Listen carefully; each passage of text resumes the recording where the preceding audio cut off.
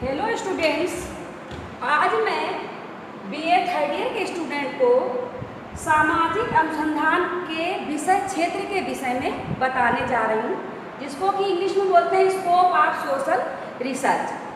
अगर हम इसके विषय क्षेत्र की बात करें तो ये विषय क्षेत्र इसका सामाजिक अनुसंधान का बहुत ही विस्तृत है। इसको किसी सीमा के अंतर्गत बांधा नहीं जा सकता, लेकिन कुछ जो विषय है जो इसके रिसर्च से इसको जोड़ा गया है उनको मैं बताने जा रही हूँ। सबसे पहला है मानव स्वभाव एवं व्यक्तित्व का अध्ययन।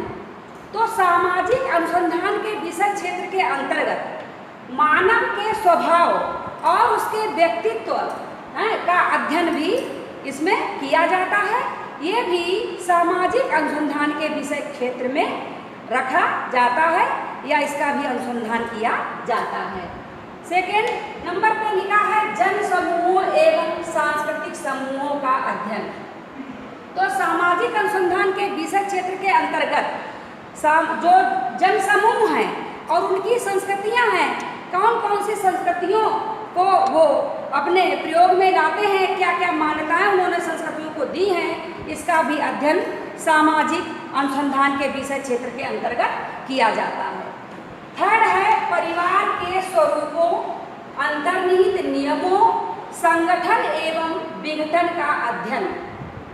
जैसा कि आप जानते हैं कि परिवार के स्वरूप होते हैं और उनको मैं बता भी चुकी हूँ। इसके अंतर्निहित जो परिवार चलते हैं उनमें कुछ आंतरिक रूल भी होते हैं जिनका अनुसरण सबको करना पड़ता है। इसके संगठन, किस तरीके से परिवार संगठित होकर चलता है, एवं विघटन, किन कारणों से परिवारों का विघटन होता है, कौन कौन सी समस्याएं आती हैं परिवार के अंतर्गत, तो उनका भी अध्ययन समाजशास्त्र के विषय क्षेत्र के अंतर्गत किया जाता है। इसके बाद फोर्थ नंबर पे है सामाजिक संगठनों एवं संस्थाओं का अध्ययन। तो सामाजिक अनुसंधान के विषय क्षेत्र के अंतर्गत जो सामाजिक संगठन होते हैं, जो संस्थाएं होती हैं, जैसे संस्थाओं में क्या होता है, माध्यमिक विद्यालय, उच्चतर विद्यालय, प्राथमिक विद्यालय, उससे रिलेटेड जो समस्याएं होती हैं उनका भी अध्ययन सामाजिक अनुसंधान के विषय क्षेत्र के अंतर्गत आता है। तो ये भी इसके अंतर्गत सम्मिलित किया जाता है। नेक्स्ट है जनसंख्या तथा प्रादेशिक समूहों की सामुदायिक परिस्थितियों का अध्ययन। आपको मालूम है कि जनसंख्या का बहुत अधिक मात्रा में बढ़ना है, अतिरेक मात्रा में जनसंख्या का बढ़ना एक बहुत बड़ी समस्या है। तो इसका अध्ययन क्यों बढ़ रही है, इसके कारण क्या है, इसके परिणाम क्या है जनसंख्या बढ़ने के, तो इससे रिलेटेड बहुत सी समस्याएं होती हैं, उनका भी अध्ययन समाजशास्त्र के अनुसंधान के विषय क्षेत्र के अंतर्गत किया जाता है। तो ये प्रादेशिक समूहों की सामुदायिक परिस्थितियों का अध्ययन, और जो प्रादेशिक तौर पर जो समुदाय होते हैं और समुदाय की परिस्थितियां, अर्थात समुदाय में रहकर जो जो समस्याएं उत्पन्न होती हैं, जिन जिन परिस्थितियों का सामना समूह में रहकर व्यक्ति जो है मतलब परेशान होता है, उनसे पीड़ित होता है, तो उन समस्याओं का कारण और निवारण भी सामाजिक अनुसंधान के क्षेत्र के अंतर्गत आता है।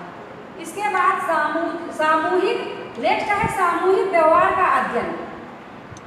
आपने देखा होगा कि समाज में जो भी व्यक्ति रहता है तो उसके अंतर्गत जो उसकी आवश्यकताओं की पूर्ति करने के लिए आंतरिक रूप से उसमें संबंध स्थापित होते हैं, और उन संबंधों का, चूंकि संबंध जो है प्रत्यक्ष रूप से दिखते नहीं हैं, तो इनका अनुसंधान करना, इनकी समस्याओं का निराकरण करना, इनकी समस्याओं को समझना बहुत कठिन होता है, जटिल होता है।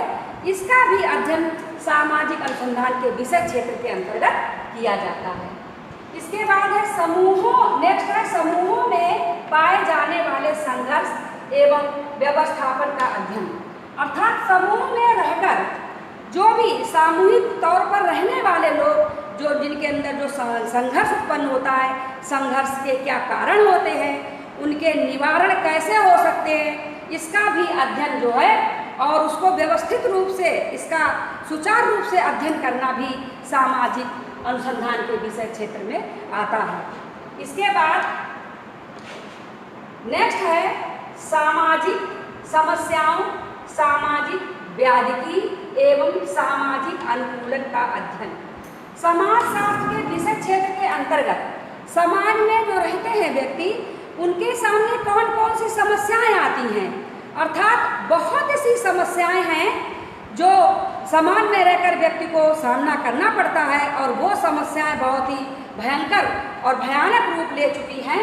कुछ सामाजिक व्याधियां होती हैं और सामाजिक अनुकूलन, किस तरीके से समाज में अनुकूलित होकर व्यक्ति अपना जीवन यापन कर सकता है, सामंजस्य बिठाकर जीवन यापन कर सकता है, इसका भी अध्ययन जो सामाजिक अनुसंधान के विषय क्षेत्र के अंतर्गत आता है। नेक्स्ट है ग्रामीण, नगरीय एवं जनजातीय समुदायों का अध्ययन।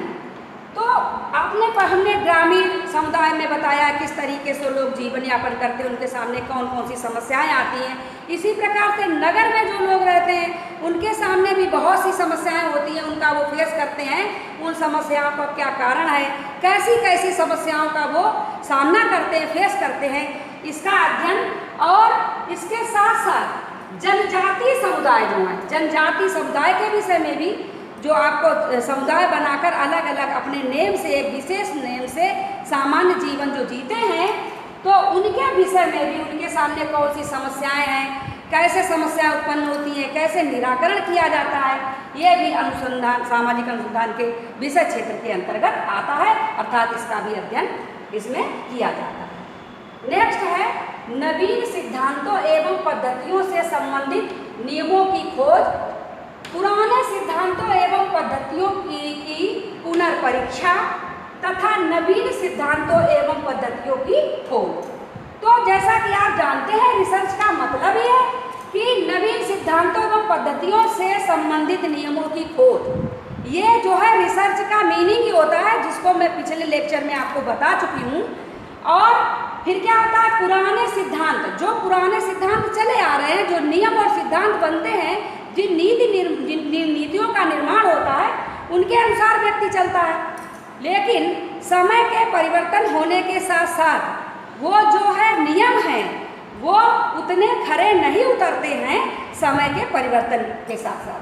तो उन पद्धतियों की पुनर्परीक्षा, तो इसके रिसर्च में क्या होता है कि पुनर्परीक्षण मतलब पुनः परीक्षण भी हम उनका करते हैं, फिर क्या रिजल्ट आते हैं और उन रिजल्ट को संशोधित करके फिर उन संशोधित हुए नियमों के आधार पर चलना भी जो है सामाजिक अनुसंधान के विषय क्षेत्र के अंतर्गत आता है।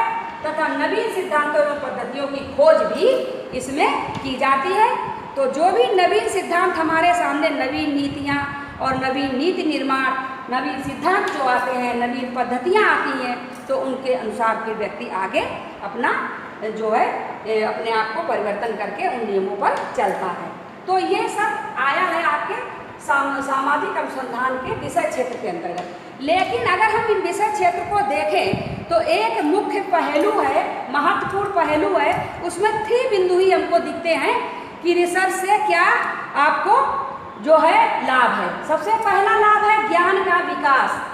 जो हमारा ज्ञान है, जैसे पुराने समय में जो भी बुक्स छपी हुई हैं तो उनमें अपडेट होता रहता है। अगर अपडेट ना हो, अपडेट क्यों कैसे होता है, रिसर्च के अकॉर्डिंग ही होता है। अगर रिसर्च ना किए जाएं, उनका समस्याओं को वर्तमान समय में पुनः परीक्षण ना किया जाए, तो उन्हीं आंकड़ों के आधार पर हम लोग जो है अपने ज्ञान पर बने रहें। तो ज्ञान का विकास जो है रिसर्च के कारण ही हो पाता है। यही एक ऐसा माध्यम है जिससे क्या होता है कि जो है ज्ञान का विकास होता रहता है और अपडेट व्यक्ति होता रहता है।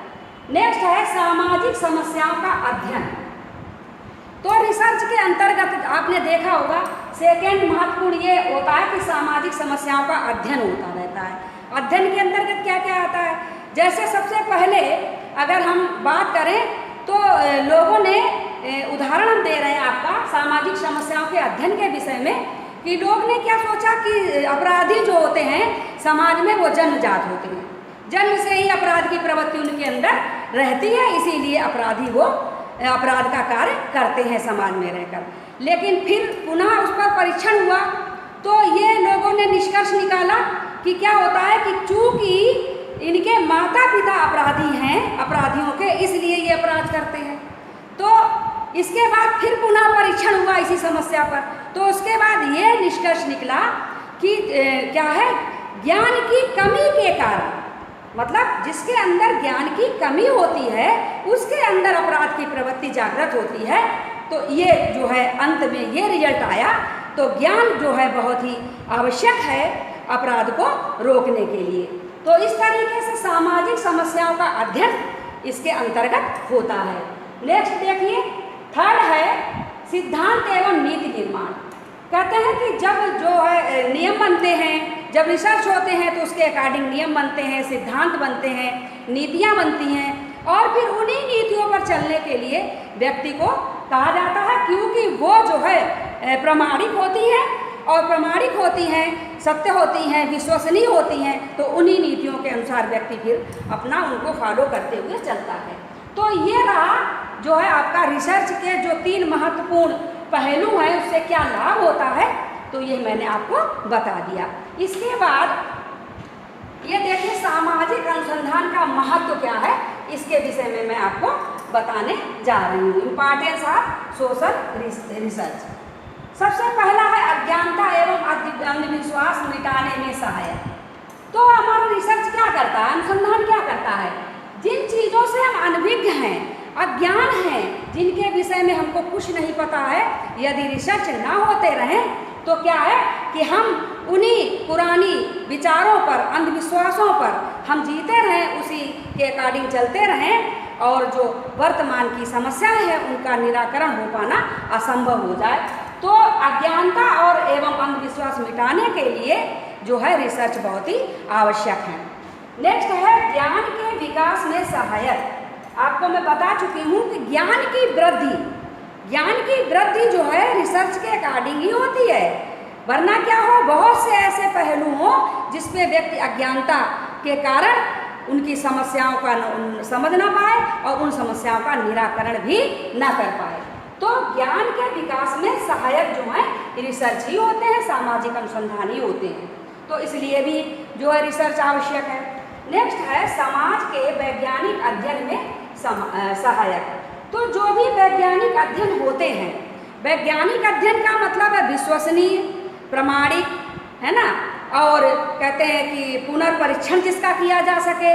तो वैज्ञानिक पद्धति से जब व्यक्ति कोई रिसर्च करता है तो उसमें कोई शक नहीं रहता है, वो 100% सत्य होते हैं।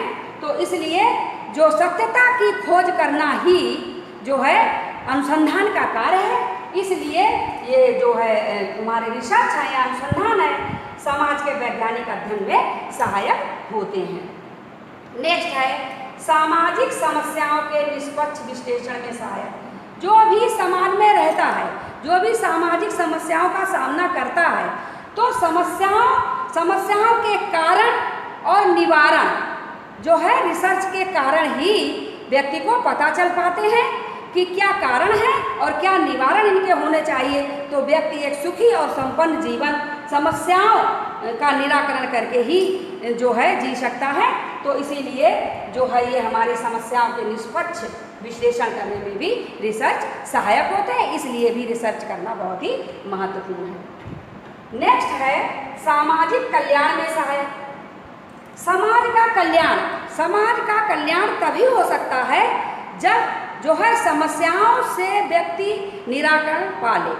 अर्थात बहुत सी ऐसी सामाजिक समस्याएं हैं, क्यों, इनका कारण क्या है, इनका निवारण क्या है, कैसे इसका निवारण किया जा सकता है, कौन कौन से पहलू पे हमको अध्ययन करना है, ये हमें अनुसंधान के अकॉर्डिंग ही पता चल पाता है। तो सामाजिक कल्याण में भी जो रिसर्च है वो बहुत ही अधिक सहायक होते हैं। नेक्स्ट है भविष्यवाणी करने में सहायक।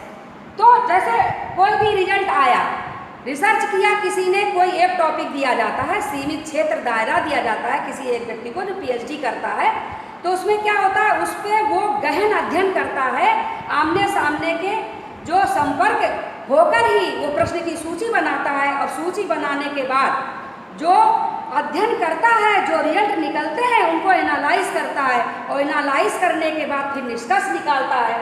तो निष्कर्ष निकालने से उसको ये पता चल जाता है कि यही अगर परिस्थितियां बनी रही तो आगे चल के क्या होगा, ये गंभीर समस्या हमारे सामने उत्पन्न हो जाएगी। जैसे स्त्रियों की निम्न स्थिति पर रिसर्च किया गया और निम्न स्थिति पर रिसर्च करने के बाद ये निष्कर्ष निकाला गया कि स्त्रियां यदि सेल्फ डिपेंड ना हुई, यदि शिक्षित ना हुई, इनकी मात्रा शिक्षित की अधिक ना हुई, तो ये इनका शोषण जीवन पर्यंत होता रहेगा। आगे और भी गंभीर समस्याएं उत्पन्न हो जाएंगी, पारिवारिक विघटन होंगे। तो इस तरीके से इसकी भविष्यवाणी भी की जा सकती है। नेक्स्ट है सामाजिक नियंत्रण में सहायक। तो सामाजिक अनुसंधान क्या करता है? समाज पर नियंत्रण रखता है। नियंत्रण कैसे रखता है? जैसे जो भी रिसर्च के द्वारा जो रिजल्ट आते हैं, निष्कर्ष निकलते हैं, समस्याओं का समाधान होता है, तो उस पर क्या होता है कि जब हम उसी सिद्धांतों और नियमों पर चलने लगते हैं और उन्हीं नीतियाँ बनती हैं, नीतियों का निर्माण होता है, उनके अकॉर्डिंग चलने से बहुत सी समस्याएं जो हैं सॉल्व हो जाती हैं। तो ये होता है, क्या होता है कि समाज पर नियंत्रण भी बना रहता है। इसलिए भी रिसर्च बहुत ही अधिक महत्वपूर्ण है। तो आज मैंने आपको अनुसंधान का विषय क्षेत्र और इसके अनुसंधान करने से इसका महत्व क्या है, तो इसके विषय में बताया। इसके बाद मैं नेक्स्ट लेक्चर में आपसे फिर मिलूंगी। यहीं से मैं अपना ये लेक्चर समाप्त करती हूँ। Thank you.